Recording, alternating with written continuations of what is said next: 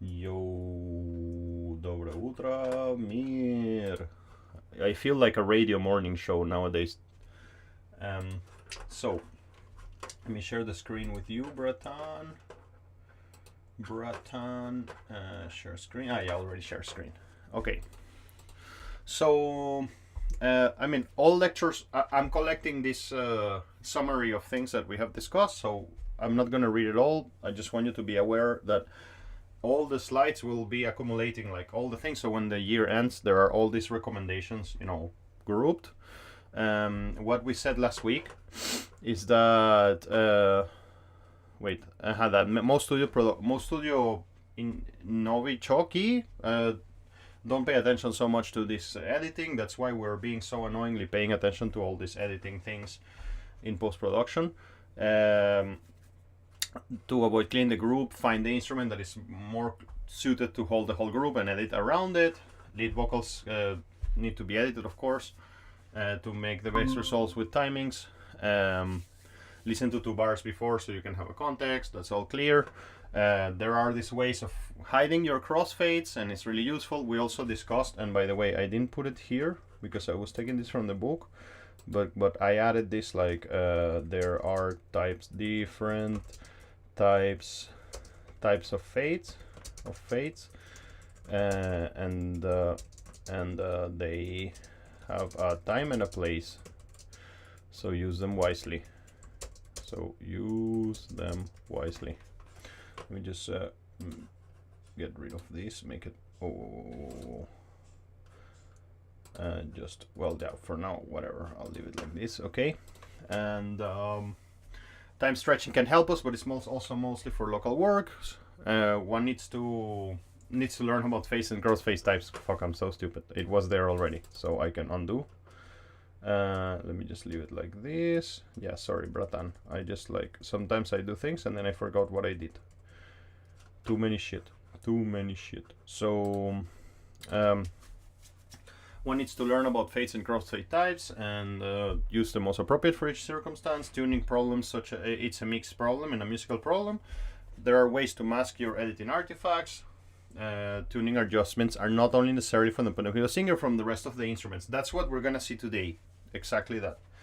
And also a little bit of tuning, but I think that you're good at melodyning things, so I'm not gonna put so much emphasis on there, but I'm recording this video. Maybe it can be useful for Dima, I don't know. And well, even though you can use visual guidelines to help you with your work, of course your ears are the champion. By the way, I have a couple of professional things to share with you. Are you there with me, Bratan? Yes. Yeah. Number one, I have a client who broke all the records of the worst communication possible, and you know that I have some pretty intense examples, but somebody broke all the records, and the person. What do you mean, bro? I mean, when you break a record, you know what I mean, right? Like, when you say in English, like a record was. I mean, I'm talking about like when there is like the Olympics and somebody runs faster than anybody else, so he broke the record of the 100 meters. Yeah. Yeah, that's what I mean. So breaking the record. I have a client who last night broke the record of worst communication ever. I mean, and you know that I have clients with a lot of bad communication skills, but somebody yesterday did something that it was unprecedented and absolutely incredible. So I'm mastering a live performance from a guy from the Resonance label called Nikita Zabielin. So I'm mastering his live performance, and I sent him the stuff. And one day after, this is outside of this lecture. I want to share 2 things with you from my professional life. That's one of them. I sent him the master, and then I was in the studio, so I wrote him in the morning, the day after I sent the master, like, hey, I'm in the studio all day today, so if you want me to make any changes, let me know, because I can fix them here in the studio. And I don't hear from him in the whole day, until at 1 a.m. he sent me one very special message. You will see. Can you... Oh, wait. Well, it's not letting me... Can you see my screen here? Yeah. Yes. Okay. So... Yo, my bro. Zabielin. I guess I know this guy. Yeah, sure. He's quite known. Yo, bro, all good with the masters. Have you had any chance to hear? I'm in the studio until 11:30 p.m. This was at 6 p.m. So if you want to fix anything, just write me here. And then I wrote him at 8 again, like, yo, check, I'm here. And then he just wrote this. Hey, I listened one. Need more? That's the comment. The fuck? Need more, and then he puts this like stars there. And I'm like, brightness. Need more sparkle. Also, what are you talking about? Version 1 or version 2? Because when I send masters nowadays, I send 2 versions in the first go. Just like, here's one a bit darker, you know, and then they choose. In any ways, I'll render a new one. And then he writes, I need more time. I mean, it was really amazing. I have never had such a minimalistic way of conversation with a client. So how to understand what he wants? Well, we'll see. Anyways, I render a 3rd version and send it out to him.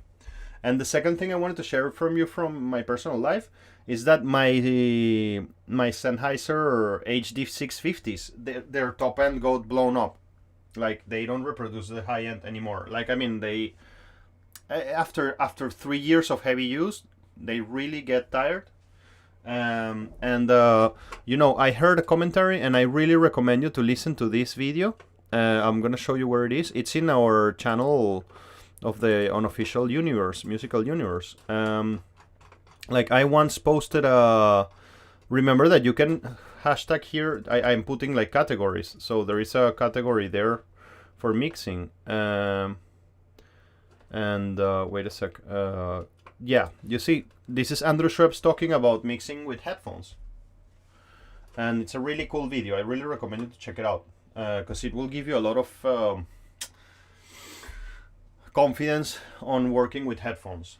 Like, usually this is kind of like a topic that many people don't feel confident, and I mean, for me, Andrew Schweppes is like one of my top cats, you know, so the fact that he supports mixing with headphones really helped me to feel like, okay, like, I can do it too. But when you hear this, he says that headphones needs to be replaced every 2 years. Like, he says it clearly like that. And I heard it and I was like, okay, whatever. And I sent some mixes to a client of mine, and they were like, what the fuck is going on with the top end? And then I realized, I mean, I just did like a shock therapy. If you remember anything from our courses, like, shock therapy just means to change something. Like, I did some shock therapy and I was like, fuck, like, my Sennheisers got their top end blown up. So I had to buy a new pair. I already did. I already bought a new pair right away and corrected the mix that I was doing in 5 minutes, and it was like incredible results, unfortunately. So I've been mixing with this blown up top end, like, I don't know for how long. Who knows for how long? Maybe for a year, maybe for a month, I don't know. But it was interesting that I found out, and I had right now I have the 2 pairs, the old one and the new one. The old one I'm selling it in Avito for any gamer that wants it or something. And I just was doing like A/B with the old and the new one, and it's crazy the difference. Yeah. So yeah, headphones really get worn out after 2 years, and unfortunately we have to change them every 2 years, something like that. We cannot work with headphones more than 2 years because they get fucked up. Okay. Anyways. My goal today is to discuss like all the pitch shifting that I can find myself doing when I'm running a project. But I found something really interesting. I'm really happy to share this with you. I found a really interesting video while thinking about this lecture, and it's about when you do pitch shifting, what happens to the signal. Really, like, what really happens to the signal. And this video is going to talk a lot of things in a language that maybe we don't understand so much because it's very technical, but it will give you an idea. Check this out. Tell me, hey if everybody, you listen. I wanted to take a quick look at... Do you listen? Yes. Okay, great. I love this kind of Americans, by the way. Like, this type of American, it's like a very humble, hyper engineer guy. Like, it's like a super engineer of the most advanced technical level, and he's just like, hey guys, I just figured out the cure of cancer, you know, but everything was easy. Let me show you. I mean, he's really humble and cool, and look at what he's talking about. Hey everybody, I wanted to take a quick look at a few different methods of pitch correction and what kind of artifacts they might introduce into an audio signal. So let me put the closed caption. Yeah. So just in case, I'll start again. Hey everybody, I wanted to take a quick look at a few he different in methods heaven? of pitch correction and what Yeah, he's standing in heaven, right? Like he's in space or something. He He's got like- blessed. Yeah, exactly. It's just like that. Hey everybody, I wanted to take a quick look at a few different methods of pitch correction and what kind of artifacts they might introduce into an audio signal. I actually took interest in this idea a couple years ago, but I wound up getting busy and running out of time, and I lost a couple of my examples, so I'm pretty much starting from scratch. But I do want to give a shout out to Tobias Gehring for reigniting my interest in the subject, so thank you for that. Jumping right into it, we have a 220 Hz So that's a 220 hertz triangle wave, just like without anything. triangle wave at minus 6 dB FS. What this gives us is a nice harmonic rich sound source to use as a baseline for comparison. So he's gonna grab a triangle wave and just gonna run it through like Melodyne and the other pitch waves tune and other pitch correction plugins to show you like how much they fuck up the signals. Kind of. Some of them are better than others and stuff, but This was generated in Adobe Audition 3 at 192 kilohertz and downsampled to 48 kilohertz, and I did that to make sure that there's no potential sources for aliasing down the road. We also have a 225 hertz triangle wave generated the same way, and this is what we're actually going to be processing. This is about 40 cents sharp of A220, so it's not really extreme pitch correction, but it's enough that you would definitely so you see he did a correction from 225 hertz to 220. So it's just 5 hertz pitch correction that he made. notice it.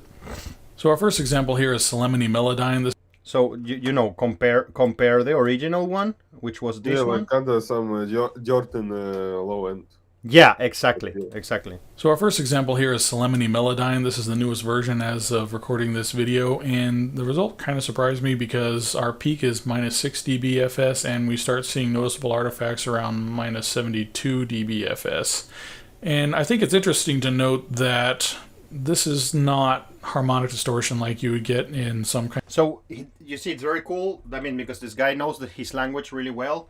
This is not harmonic distortion, so it's not mathematically related to the fundamental of the triangle wave that he was using. So it's just really garbage. Kind of analog saturation or clipping or anything like that. This has a lot more in common with jitter from a digital system. It sounds like a general lack of clarity.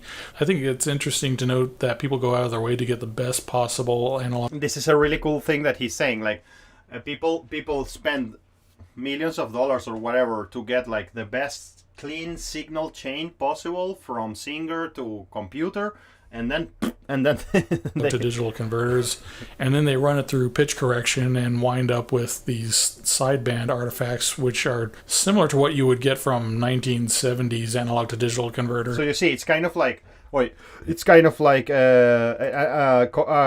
comparable to using a bad sound card, actually. So it's kind of like many studios are just throwing out of the window these great sounding sources that they have when they pitch There's a way to get the best possible analog to digital converters. Yeah, there is. And then they run it through pitch correction and wind up with these sideband artifacts which are similar to what you would get from 1970s analog to digital converters. We're doing our measurements in Adobe Audition, so we might as well try their pitch correction. And the results are very similar to Solemnity's Melodyne, except we actually do have some harmonic distortion here. We have a fourth order and eighth order. It continues on up the spectrum. Our next example is G-Snap. This is sort of like a freeware version of Antares. I don't know G-Snap. Never heard G-Snap before, but it seems to be the less fucked up. Autotune. It's like a free version of Autotune. And this is actually really surprising to me. I'm surprised at how clean this is. There's noticeably less artifacts than with the other two examples. And unfortunately, I don't have the Antares Autotune example anymore, but I do remember it being somewhat higher than this. For kicks and giggles, I took our 48 kilohertz waveform and slowed it down to about 97.8%, and then resampled it back to 48K. This gives us very similar results to our original 220 Hz reference. I also tried the time stretch method. This essentially internally slows down and resamples the audio, and it's not quite as clean as doing it as an offline process, but we definitely don't have the sideband artifacts like we did with the traditional pitch correction methods. Now, in the early 60s, we had something called an information rate changer, which was Wow. a little device that allowed you to change the pitch of a tape without changing the speed, or changing the speed without changing the pitch. And it was used in Star Trek. It was used in 2001: A Space Odyssey for some various vocal effects.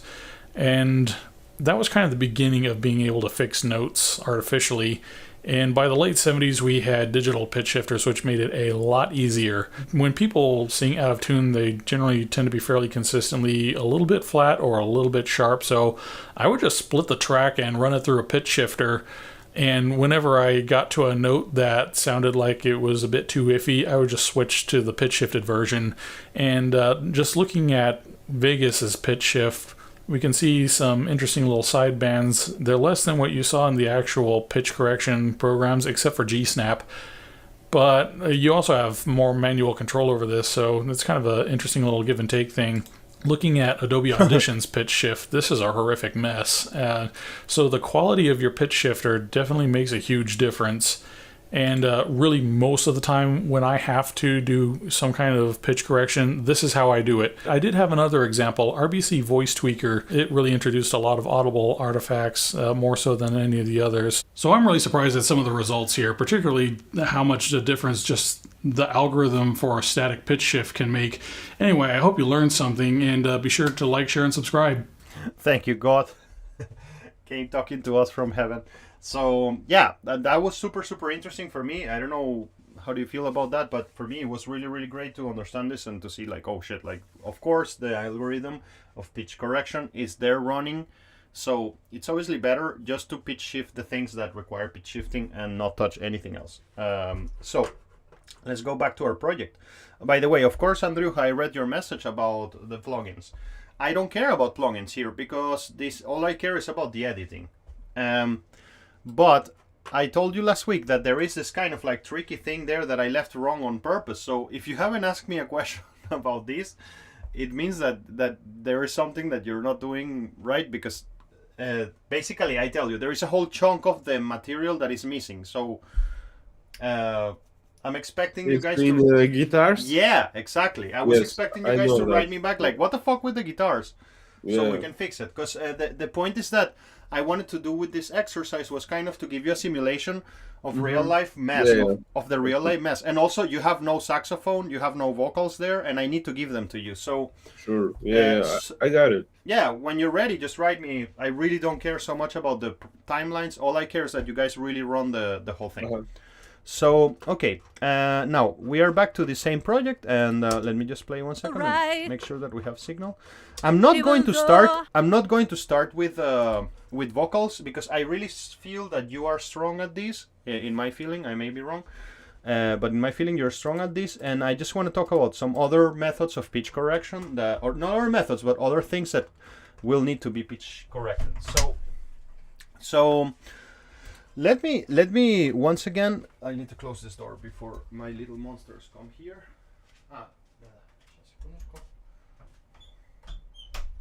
Before my little monsters come to this corner. Let me, So everything is out of tune here. I mean, the first thing.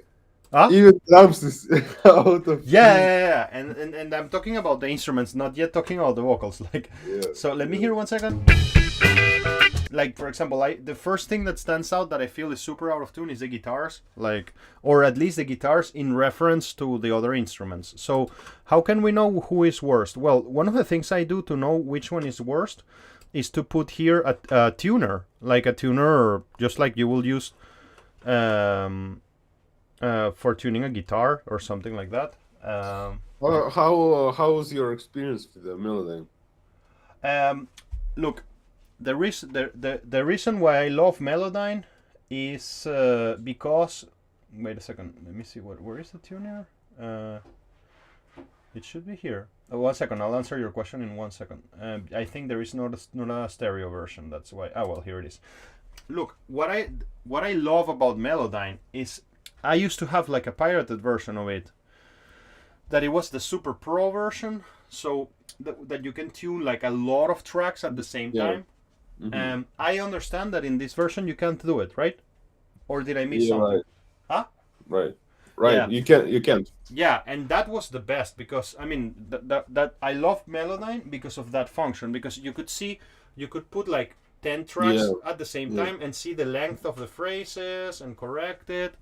I just switch it manually, you know, like jump from one track to another. Yeah, that's what I was kind of like loving about the program. Yeah. But I mean, I think it's better than Wavestune for one very important reason, and this is very fucking stupid of Wavestune.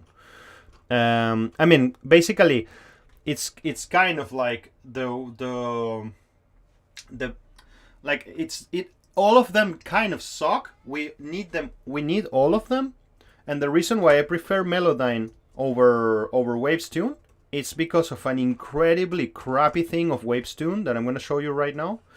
Let's imagine, I mean, it's not because I think Melodyne is a superior program. It's just like Wavestune has such a shitty error that it's really criminal for me that they even decided to sell this product with this error. And I even once wrote a letter to Waves saying like, man, how dare you selling this product with this problem? You know, and I'm going to show you what that problem is. It's very stupid and very simple.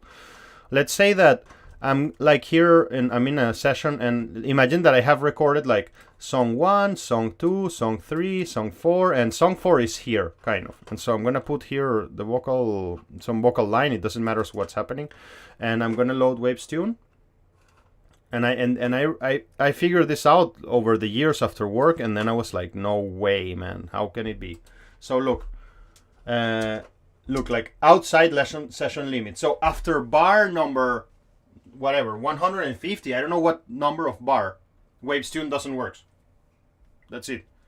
You cannot just work if your session is like 300 bars long. Like after the bar 250, you cannot tune. You need to shrink your session and move everything so the whole session fits into less bars, so then Wavestune can work. It's really insane. You understand? Yes, but this is very stupid. This is crazy, yeah. And if I go kind of here, wait, let me see. Like if I go here, he works. You see? Like yeah, I can hear it. But I don't know what's the limit of the moment when he cannot work anymore. Let me see. In here it can work. In here it can still work. Let me just figure out where. It still can work here. Great. Yeah, here? No. After bar, you see, like this is bar 200 and I would say, I guess it's gonna be 250. Let me just stand bar 281. It cannot work anymore. Bar 273 here. I know, still outside, so let me go to 250. I'm gonna assume that it's 250. Yeah, you see, here it works. It's crazy. It's crazy. So after, I don't know, it has happened to me that I'm like, let me just move this a little bit and see where it stops. I'm really curious to see where it stops now. I just don't remember where it stops working. Let me just select all and clear selection. But what if you divide a project on 2 pieces? It's a pain in the ass. It's a fucking pain in the ass. Yeah, that's what I mean. Like, I just want to see after what. Yeah, you see here it doesn't work anymore. So it happened to me once. Like, I mean, I was like in the middle of some project and I tuned song 1, and then when I was in halfway song 2, it stopped working. And imagine I was like, what is this? Like, and then spent hours trying to fix this problem, and then I understood that was the issue. So it's kind of like choosing in between. I don't know, for me, like choosing in between Melodyne and Wavestune is kind of like choosing in between the worst of two evils kind of thing. But of course, I mean, Melodyne, in general, I find it better. I think that this function of that we were discussing briefly last week, you know, that when you touch something, you hear what's going on there. I think that's really useful. But anyways, we will go back to it in a second. So now, I was telling you, like, okay, we have this mess of pitch everywhere, of pitches. And so let's determine which one is worst. So there is a note in this bass guitar. Wait. Let's see. if he gets to read this tuner, he should. But he's not reading anything. That's not normal. Let me just switch it on and off to see if we can get it. Usually you can see there like the notes. Let me just see if I do this. Yeah, there you go. So that's a G. I'm gonna unmute the guitar. So we're just figuring out who is worse, guitar or bass, to see who are we going to correct. So you see the bass there is falling flat. Falling flat. Half a semitone. Let me just go here. Falling flat, half a semitone. Let me see this. This is... Here we are in tune. And let me see the next.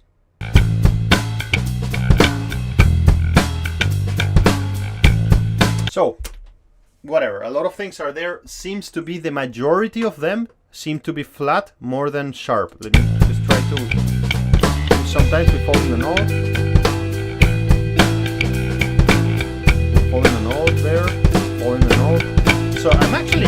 Well, yeah, I'm gonna try something I have never done in my life before, which is to... I really have never done this, and I'm gonna try it with you for the first time. I mean, obviously, let me first show you what I have done in the past to fix this kind of problems, and it's really a pain in the ass. So I will go here. I still have my tuner.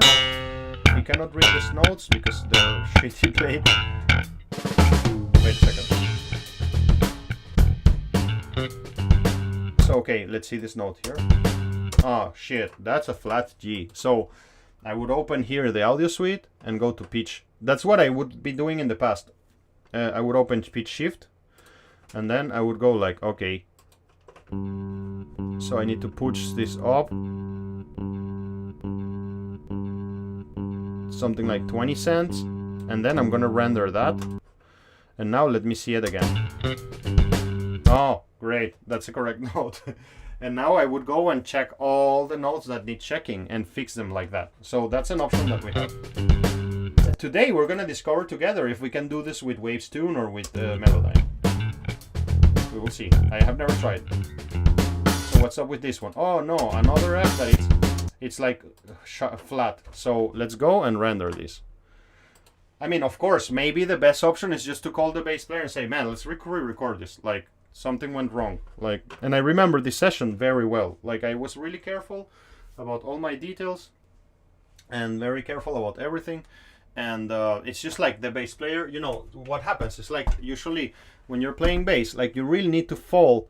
Like, let's say that you want to play this note, you really need to fall in the fret, like almost touching the fret of the next note that you're going to play. Like if you fall in the center and when you move across the neck, it just like adds a lot of out of tuneness to the whole thing, and there is no way to avoid that if you don't play well. So we tune the guitar, of course, we check the tuning 10 million times, but it's just like his finger was not falling in the border of the fret, was falling kind of in the center of the fret, and this just creates that tune problem that gets worse the more you move across the fret. So whatever, it's just like bad playing really.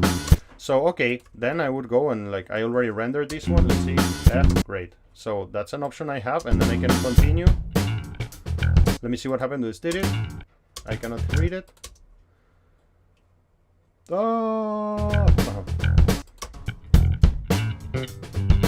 So okay, that principle has been demonstrated.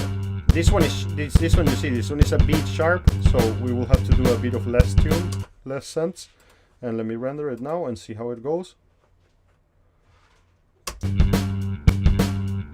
Okay, etc. I'm gonna undo all of this that I did, and I think that should be it. And now let's give it a shot. Let's see what happens if I try to do this. I'm gonna try first with Waves Tune because it's the one that I know better. Because it's not because I love it, it's just because unfortunately it's the one I have had until you gave me Melodyne.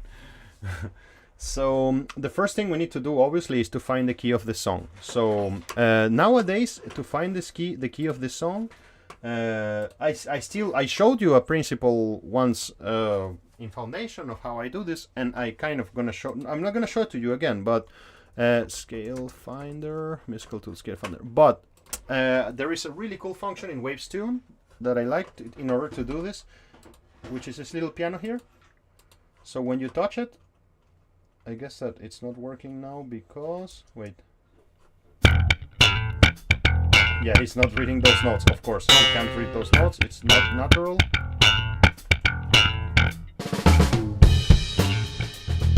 Yeah, he cannot read the majority of the notes. It would just work for those long ones. But I'm in the mood of finding the key. Ah, there it is, so it should be working. Ah, there it is. You hear the note? Yeah. So I go and I just use this little keyboard.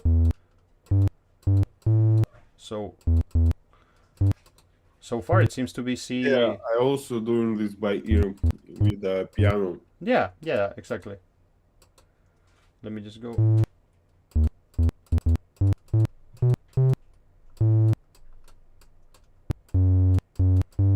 So it seems C major so far. So far C major.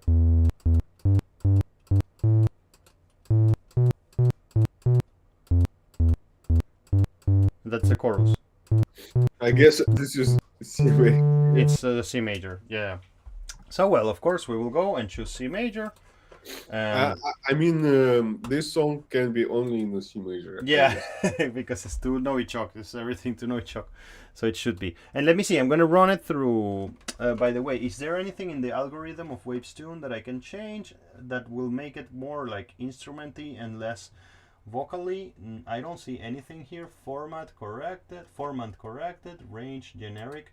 Aha, look, bass, for example. That's maybe going to help us. So let's choose the bass here. And that at least is going to be in a very like in a better range. And now let's run it and see how it goes. I don't expect this to be great, but actually I think that what we should do here, we should always be ready for doing this when we're going to do pitch corrections.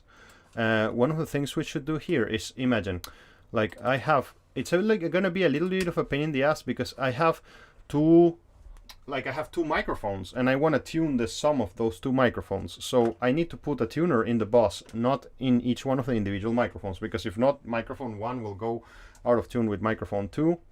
But I don't want to be forced to always have to auto-tune. So I guess that the easiest way to do this is just to put a bypass, a bypass automation point, and then going here and just bypassing it the majority of the times, and then switch it on only when we need a tuner. That can maybe introduce a problem. We will see that in a minute, but for now let's just run it and see what he reads.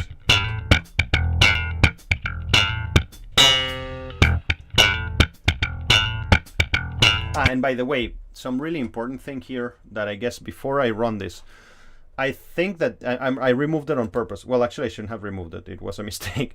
But I think we should do a little phase correction before we do this, because if the instrument is phase coherent, then it's going to make a better. The tuner is going to listen to it better. So we were in C major, and let me just go here and load Sound Radix Auto Align, and send it and receive it here. Sound Radix Auto Align. Receive 1. Let's just quickly do a phase correction, and let's see. I guess that here is going to be easier for outline.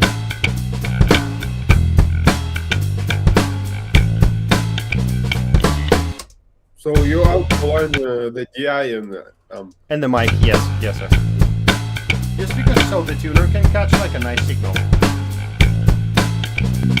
There it is. That's so much better. And now the tuner maybe is going to be more sensitive to what's going on. So let me clear selection and let's start again. So I'm telling you, I've never done it like this with automatically tuning an instrument. Like I just feel it's too much. It's too much invasion. But what way you do usually? Huh? Which way you do this like usually? I showed you how, like doing pitch correction of individual notes. Okay. I don't know why. I mean, I just feel that it's because of, well, I mean, now I know why. It's because of what I showed you earlier. This video that we were watching. But this is so pain in the ass, right? Exactly. It's extremely long, and it will take me ages. And I mean, it's just like a last resource kind of thing. Like, let's see.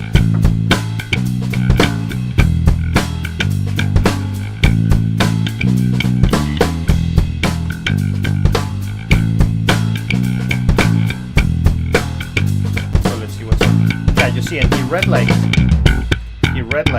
20% of the notes or something. Well, I mean, I don't know. Let's see how this sounds. Like, I don't expect, like, there is some reading there, but it's some pipetsness. Some pipetsness. Wait, let me just.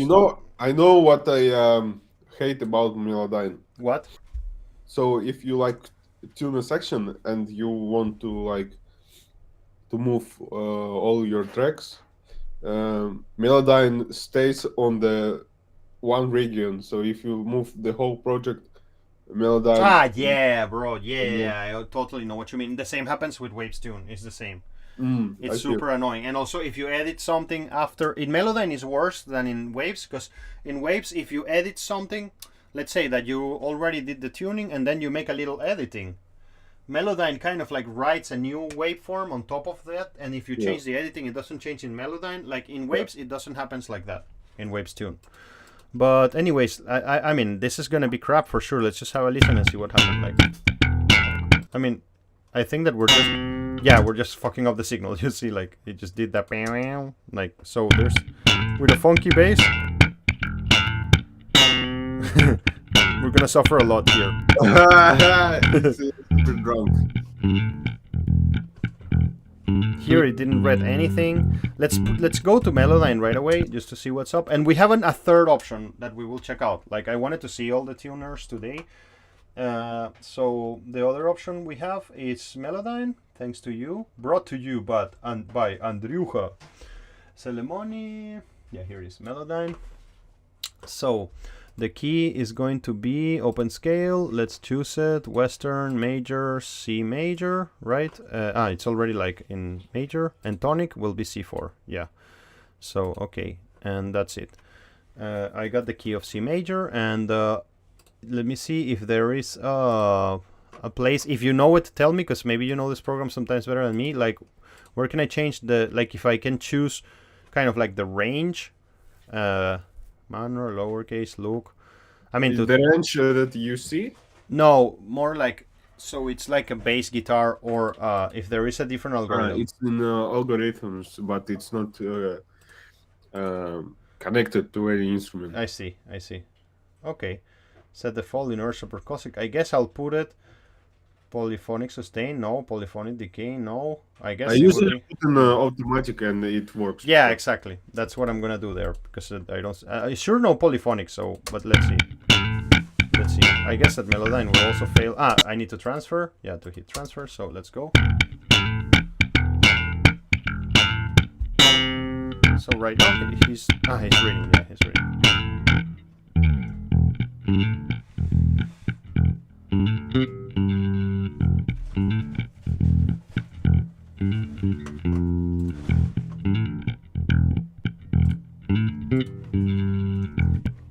Let's see what happens. Let's just stop there. So what is Melodyne understanding of this?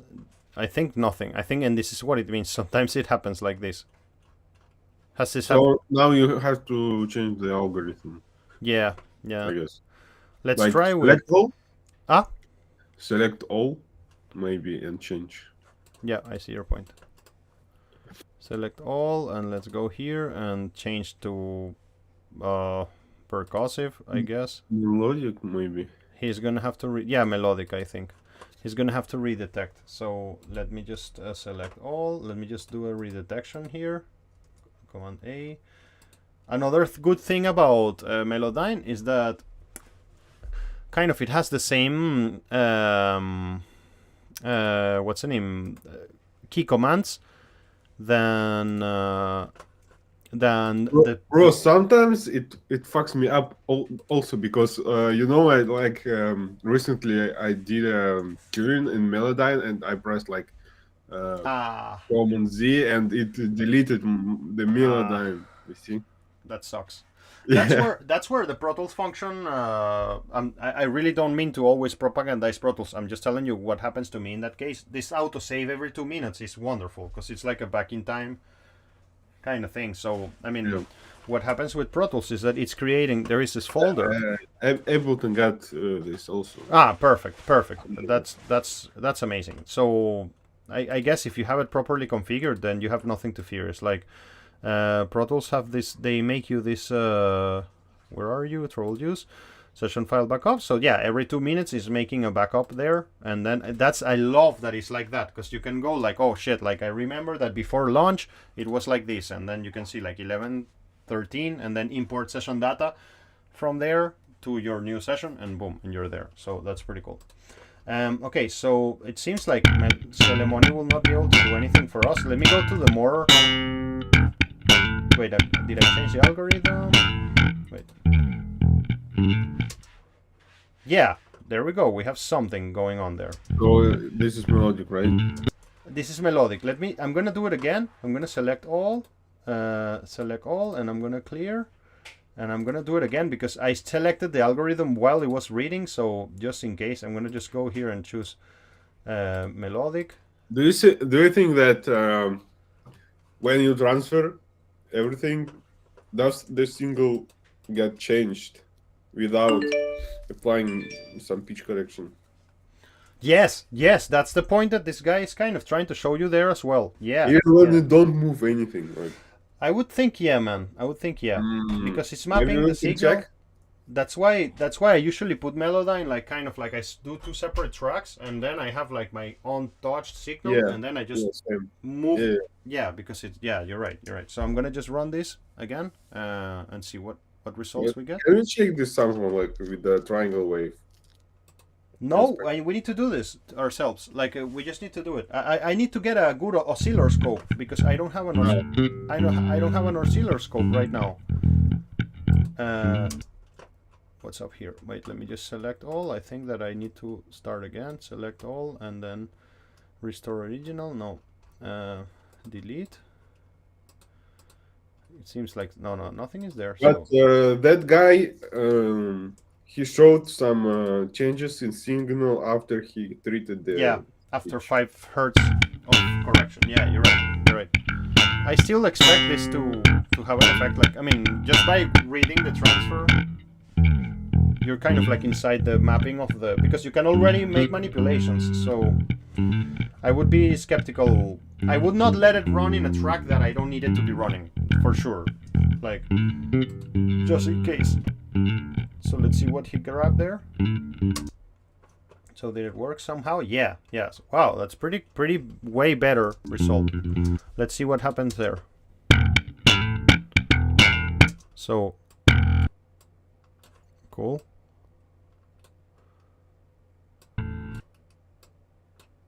Well, these are just... Well, not so bad. I'm kind of surprised. Let's go to a bit of a more melodic part. And actually, bro, I had some thoughts about the order. Yeah. Wait a second. Let it record this, and then we talk about it. Just a moment. I'm curious to see this.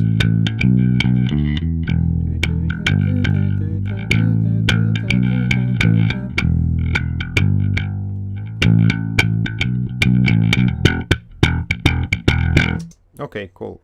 So tell me, bro, what are your thoughts? So recently I got a project with scream vocals. Mm-hmm. It's impossible, right? Or was it good? It is kind of impossible, but if you move more than like 4-5 cents, it became like super it sounds distorted. like some effect from a movie or something. Yeah. But you know what? Like if you listen in the mix, it doesn't feel so robotic. So, but if you listen to a single, you can vomit, but in a mix. I think that the main thing of tuning something is that you should never do it with the artist nearby you. Like that's the main rule of tuning something. Like if you tune it without them being there, then they will not know what happened and they will not hear it. If they see you doing it, it would be a mess and it would be impossible to fix that. They would forever be obsessed with this. But I got another problem about it that you're saying. So I did everything like by key, by my ear, but the client said that I want this, and this note, but I say you haven't sync in that way, and he said that's why I'm asking you to. Yeah. And then so I got to redo something. Yeah, and then my advice is always like, you're paying your money, so whatever, just like try to do it. It will suck. It will suck. The more you can remain yourself in good spirits and not to become bitter about the fact that they're asking you something that it's a musical. It's like it's like me telling to a CGI guy, like, make me a good actor, Yeah. And the CGI. I just realized that I will never ever argue about what is right, what is. Yeah, I really spent a lot of time doing this, man. I told you this many times, and it was a mistake, and I don't do it anymore. It's just like, I don't tell them what they think. It's just like, okay, you want to do this, I will do my best. If I fail, I'll tell you, and that's it. Let's see what happens there. Let's have a listen. It's not bad. Like, nice.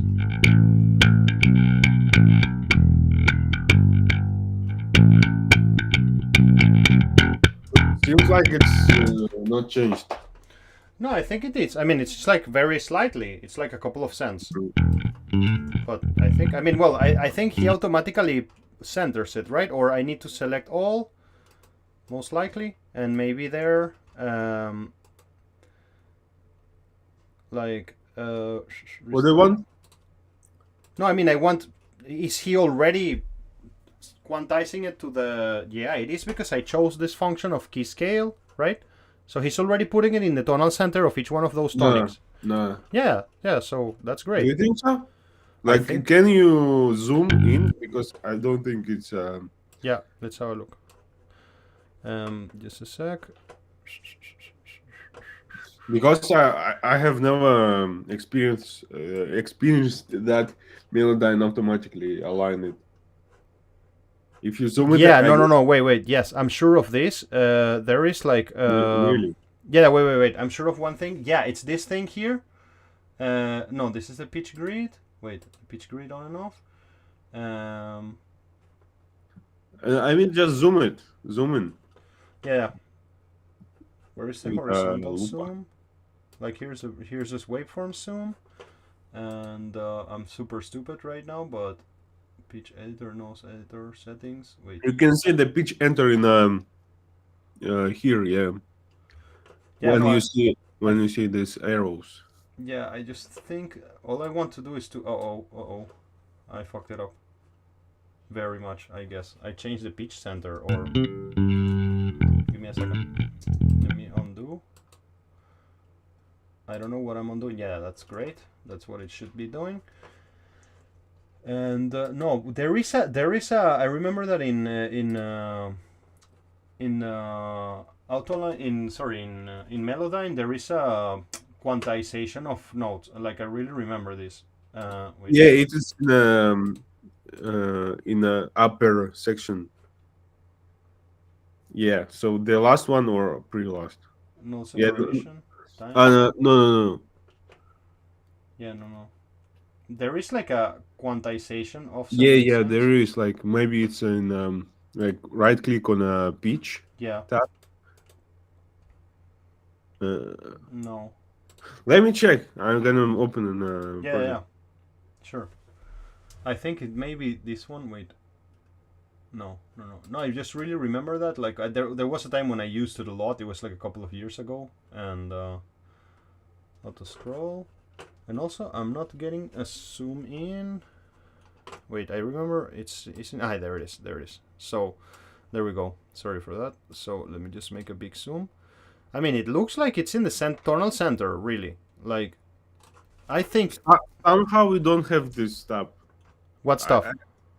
So it should be like right on the right of the main tab, like when you choose. Maybe I had something. Yeah, this one. Yeah. Quantize time. Yes. Correct pitch macro. Quantize time. Note leveling macro.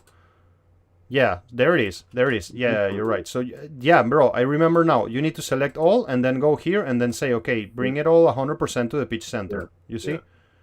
Yes, yes. And then you hit OK, and then it should all the notes were moved to the tonal center of the. Yeah, there it is. So great. So where are we? Let's have a look. We were here and we were trying to tune this to listen to this. Zoom out. Zoom out.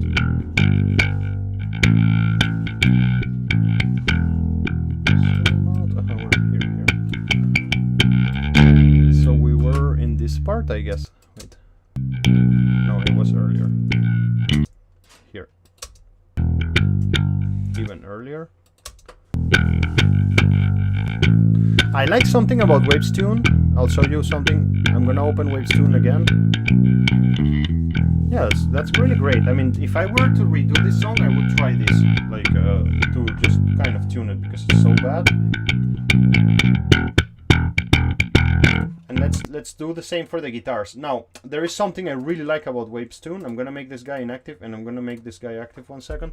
There's something I really like about Waves Tune, which is it tells you how many cents the correction is. Look at here, you see? That's really cool. They see, like there, it did a 50-cent correction. Yeah, that's really useful, just to know if you're doing it too hard. Yeah.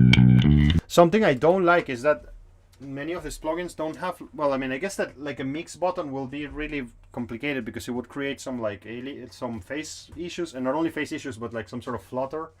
But sometimes I wish I could have like a mix button, even though it's gonna sound weird. So, but what do you mean mix button? Not button, but like a knob, you know, so like just like to choose wet and dry. I see. I understand that it would create a weird sounding thing, but okay. So, but we can you do this with a send? Sorry? I guess you can do this with a send. Yeah, exactly. I end up doing that sometimes, and it's just like annoying that the manufacturer doesn't put you a mix knob there. It would be great. Yeah. So I'm gonna try quickly the guitars. I'm gonna switch on Melodyne again for the bass, and I'm just gonna see if the guitars reads it well. Let's just go here. I still like more my path of not running the whole signal. It's super slow, but yeah, I think that it's better to do it offline. And actually, the guy of Mike Senior in the book that we're following is also recommending that. But let me see. Let me just grab the guitar. So again, be right back, like 2 seconds. Huh? Be right back, 2 seconds. Yeah, I'll prepare this. Meanwhile, I'm gonna delete this, and I'm gonna choose my scale. We're already in my scale, but I'm gonna change the algorithm to be polyphonic sustain. Yes, because there is going to be sustain in these guitars, even though not so much. And let's see now what happens. So let me just transfer. Sorry, I forgot. There it's reading, I guess.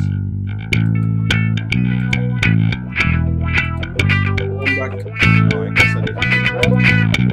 Yeah, I'm doing a bit of guitars to see if it by any chance works, but I made a mistake here. Let me just select all. Come on. Select all. And let's clear it. Edit, delete. Wait, I want to select all. For some reason, he didn't like I'm going to restart Melodyne here. Let me just get rid of it. No insert, and then just go here to Melodyne. The next part I want to demonstrate, I guess I'm gonna open another session. It would be easier. It's more about tuning, the drums. I'm gonna like show you something that I was doing last night that required me to tune the drums very carefully, and we'll see. Wait, so yeah. So let me transfer these and go ahead. I'm gonna try to see the guitars. I don't expect a good result here.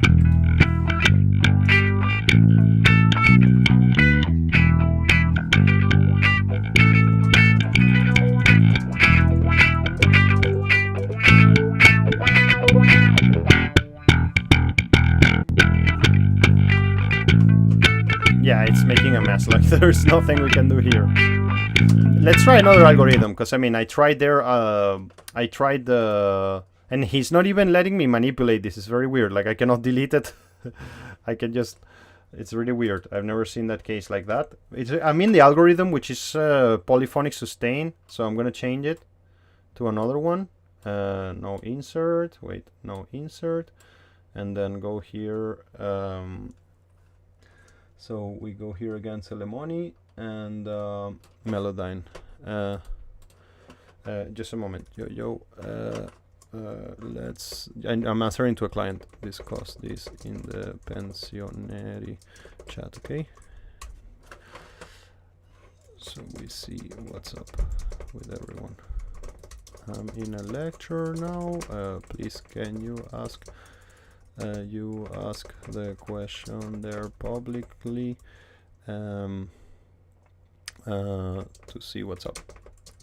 Some student from the second year is asking me a question. Thanks.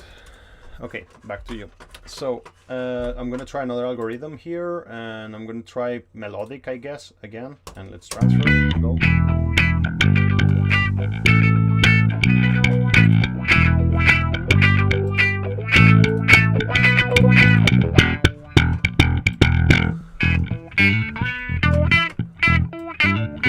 You know, I didn't do this phase check that I was doing before. I'm gonna forgive myself for that right now because we don't have so much time ahead. So here, I guess that I started transferring a bit later. And then we select all, right? And then we go here and we snap everything to pitch center and put it 50% on pitch drift. Let's see what's up.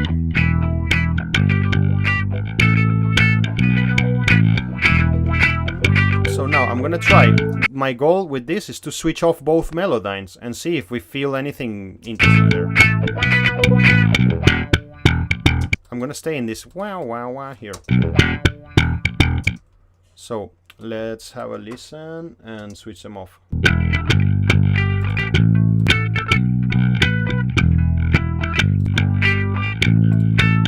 Yeah, I feel that it's better. It's better. I don't know if you can hear it there. Maybe in YouTube it's hearable, but not here. But I really think it's better. So that's an option we have. Okay. This whole like melodyning guitars and bass. So I guess today we will not touch vocals. The next part I want to show you, it's more about sampling, about drums tuning. So let me save this. Yeah, let's save it and keep it there. And so open recent. Let's go to Samurai. This is what I was mixing last night, and I'm kind of troubles with this mix because what I told you of the headphones. Like I kind of started it mixing with the headphones badly, in a bad state, and I made a whole bunch of bad decisions. And last night I went to try to fix that, and I kind of ended in a worst place. And the client is gonna it's starting already to lose patience. So I believe there is a big chance I would lose this client, and I love it. It's really sad because I really love the song we're doing. But anyways, look.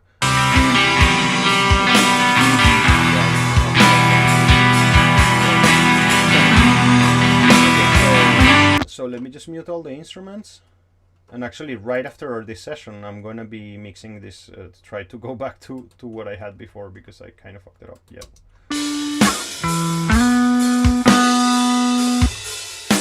So what I want to talk about is this thing. So I don't know if you use Trigger, but if you don't, try to get your hands on it because we have discussed it. I know we have discussed it a lot. But this program for me is kind of fundamental. Like I cannot live without it. And where I'm going with this is about this. This is what I'm talking about now. So I'm gonna mute my snare parallel for now, so we can only hear kick. So there are two ways I end up doing pitch correction for drums. I'm obviously not talking about electronic music and going to the actual sample and pitch it. That's obvious. You know, that's not. I'm not going to talk about that because it's like a music production thing, and we discussed this a million times. So I'm more in this situation. It's like I have my kick here. I'm switching off trigger. So that's the natural kick that came from the recording. And then I want to replace it with a sample. But then I need to really be sure. Let me just save this as MMS because mix MMS.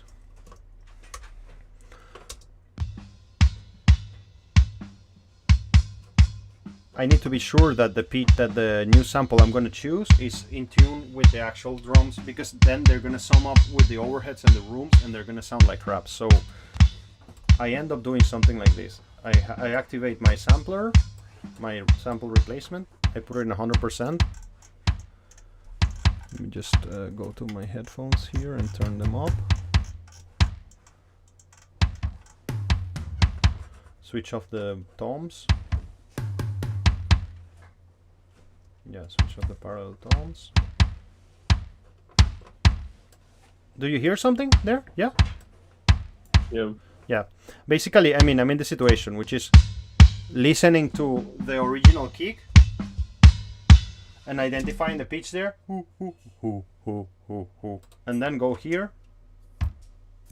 Bro, I just forgot, like, trigger is kind of like sampling. It's amazing, bro. It's like it's a sample replacement plugin. So it's kind of like, you see, it's listening to the kick. Like, I'm gonna put it in 0%, and then 0%. You see, you choose any sample or yeah. All of these samples that you see down here, I'm using.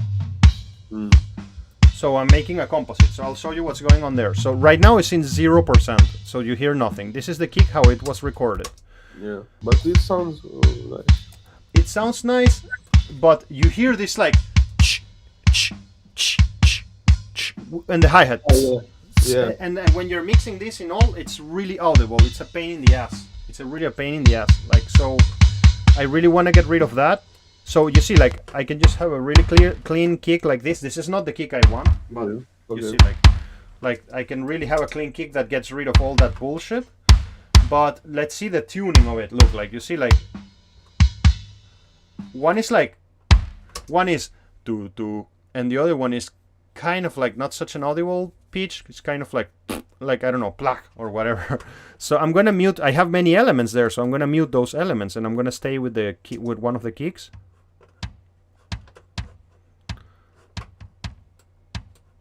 And by the way, I'm gonna try to reset phase. Well, right now it's not useful because I'm not mixing it with the original. So my goal right now, we're only hearing to one of the samples that I got here. This one is a kick in.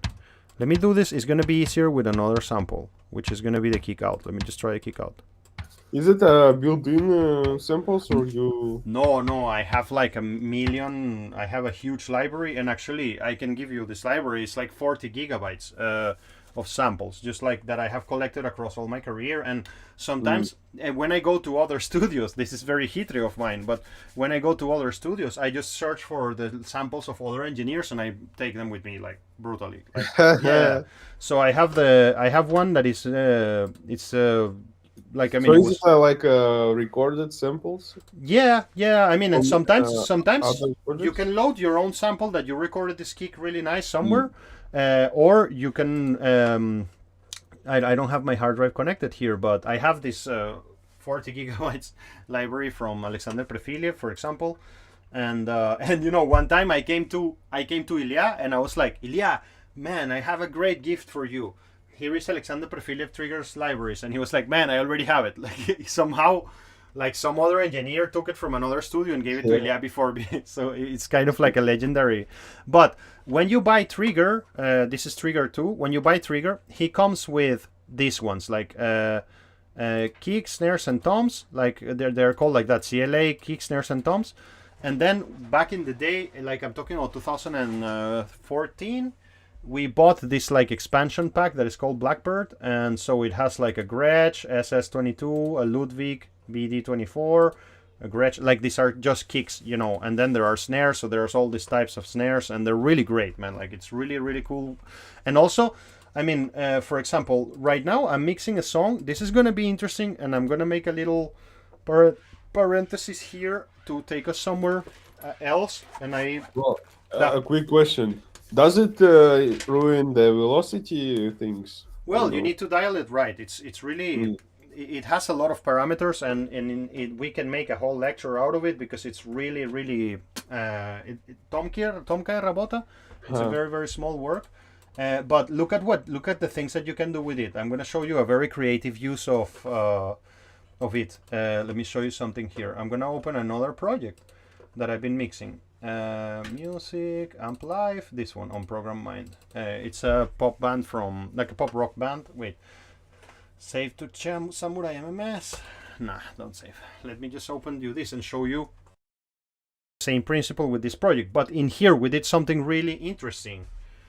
And I'm really happy that I can show you this. It's kind of like the samples we chose are absolutely like you wouldn't imagine that these are the samples that are playing there. We did something really crazy. Like I mean, we mixed the actual kick with some like electronic music samples, and we distort them. Like we just did something really weird, and it works. And you will be able to see how it works. Just a moment, and I will be able to show you. Just it's loading, and I'll be able to show you in a second. Is there going on?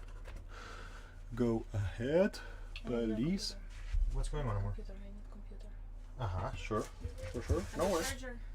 Charger is hanging there, I'm sure.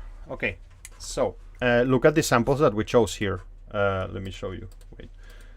I need to go here and select the kick alone. My computer started glitching for some reason. I don't know why.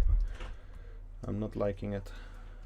My computer started glitching after I connected the antelope. Mine started glitching like a couple of days ago. And I had the antelope. Okay, let me just go here and choose here, and so we can hear it. So this is in the kick track. Look at the samples that we're using. Like we are using this sample. Wait, I'm gonna turn it up so you can hear it. And this is what I want to show you. You see, this is tuned like 100% down. It's like the original one was this.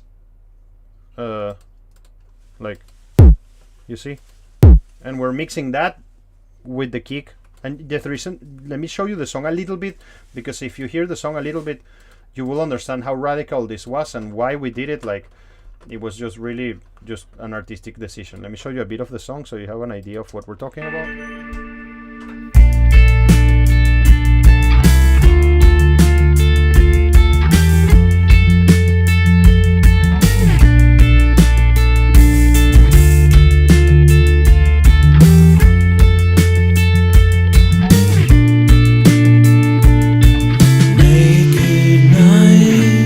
So you see, in the context of this, we were using these samples. So one of them is this ones. Let me just put it super loud. And it's in harmonic.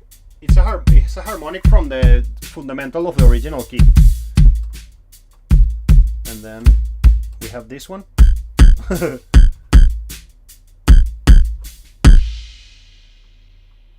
And then we have this one in the kick. Go back to here.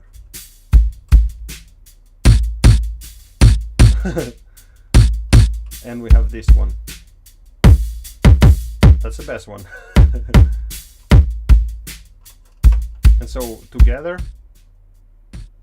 they just, it's kind of like an electronic beater and some like fundamental power there that we're adding to it in 20%, so it's almost no audible, but if you remove it, it's there. Now my main goal with this conversation is more about pitch shifting. So let's say that I want to work with the samples in 100%. That's really what I want to demonstrate right now. Let's say that for some reason I want just to replace the whole kick. So I'm going to mute the other samples and I'm just going to leave this one alone. So I will be doing something like this. And I like this example. This example is really extreme and really brutal. So I need to search for this tung tung, right? So I would go like,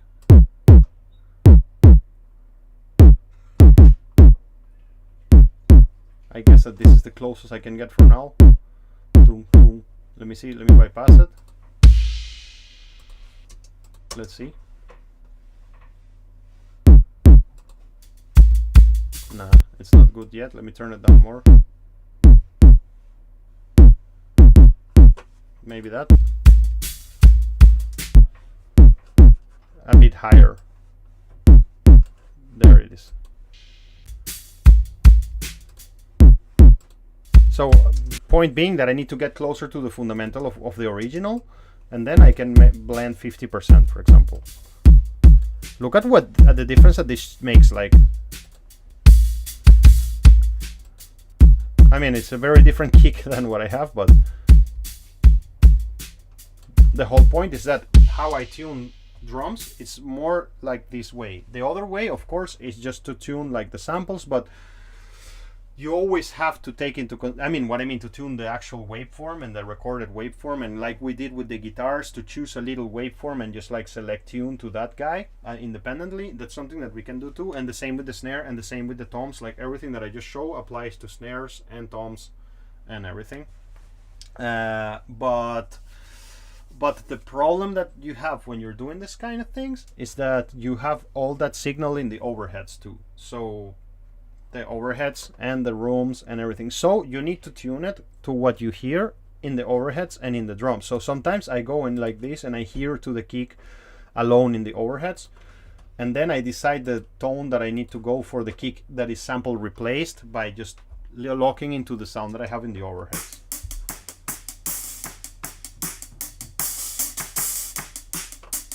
So here it's impossible to hear. I need to just undo this. So I hear two things there. Tung tung. I hear one frequency, which would be like tung tung, and the other one is the octave lower than that. So I'm gonna try to do some tuning here in the program. Let me just put it in 100% and go here. I think I'm already in the right place. No, I need to, according to what I heard in the overheads, I need to turn it down.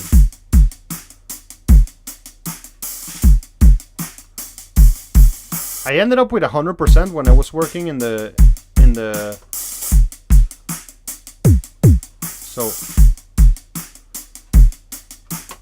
so I mean, I can be here all day, and maybe I'm not gonna get it right now. The point is that you need to listen to this in both overheads, kick, isolated, and all of this, so you get a harmonic relationship between what's happening in the overheads and the kick, and that's a way to tune samples. Of course, there is another option that you can do, which is just to grab your whole, imagine after you have that trigger thing, you can run a pitch shifter to the whole kick and then make sure that it's harmonic with the overheads and the rooms. So it's really important that we get this right from the recording, but sometimes you don't record things and then they arrive to you. So that's why sitting down and making sure that the intervals that you have are correct before you start recording is so important. And that's why I take 3 hours before I start any drum recording. Like, and I ask my clients for 3 hours before hit the rec button, you know. And it's a bit pricey, but it's the price of having something cool, well done. Yeah, so I mean, that's kind of where I wanted to touch today. Sort of like, how do I personally use pitch processes to tune drums or bass? Well, I mean, as you've seen, like waves and Melodyne are maybe some options that can work for some parts of the song, and then maybe you're gonna have to use offline individual pitch correction or individual pitch correction. That's from the side of the instruments. But when you are on the side of the drums, like, you can do this via trigger by tuning the sample you're replacing your main sample with, or by putting a pitch shifter in the actual sample and just change it. The important thing is that there is a positive relationship between the overheads, the rooms, and everything that is acoustic together with the sample that you're replacing, because if not, it really doesn't glue together at all. So that's kind of what I wanted to discuss with you today, Bratan. I need to move on because I have another meeting and I need to work. So do you have any comments or questions or ideas or something we can do you think? No, everything is clear. Great. Thank you so much, bro. Thank you for coming today. I appreciate it. And see you next week. And if you have any comments or ideas or thoughts, I'm always here, okay? Okay. See ya. Bye, Bretan. Thank you very much. Bye bye.